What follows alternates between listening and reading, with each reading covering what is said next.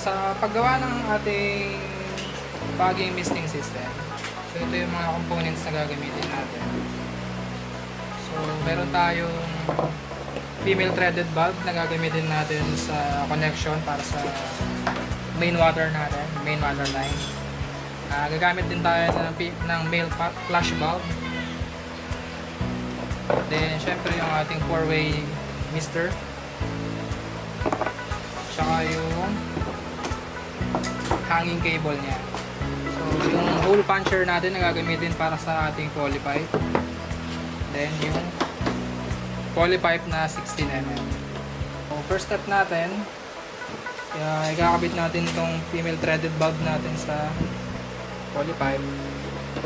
Then ito yung isasaksak natin sa main water source. Kung gripo man yan o PVC man yan, may mga available naman tayong fittings. So from dito sa ating dulo ng connection, bibilang tayo ng 1 metro, 1 meter para ikabit yung mister natin. So para ikabit tong hanging cable natin dito sa poly pipe, kailangan natin yung hole puncher.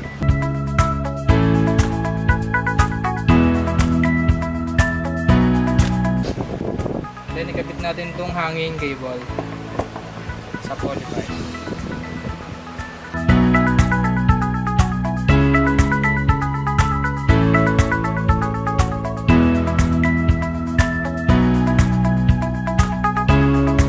Sa mga farm na ginagawa namin, kalimitan na ginagawa namin dito, ang spacing ng bawat mister natin is 2 meters. Kasi yung inaabot ng misting nito is 1 meter. So every 2 meters natin siya i-install. Sa dulo ng line ng mister natin, doon natin ilalagay yung flush out valve.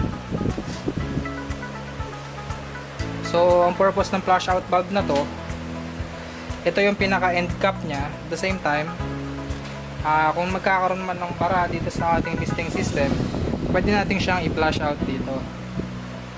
Yan ang purpose ng flush out valve natin. So yung sprinkler system natin, same lang din, parang sa fogging misting system lang din natin. So papalitan lang natin ng nozzle tong hanging cable natin. So ito rin yung ginagamit na hanging cable para sa ating sprinkler system. So ganun din, every 2 meters lang din ang distansya nila pag in-install sila sa taas. So itong system na ito, sa taas ito in-install, sa taas ng greenhouse. So lahat ng components na ginamit natin dito sa ating fogging and misting system, itong hole puncher, itong hanging cable, 4-way misting nozzle, and also the sprinkler, itong poly pipe na 16mm LDPE, then female threaded valve and male flush valve natin, lahat yan available dito sa Greengold Farms.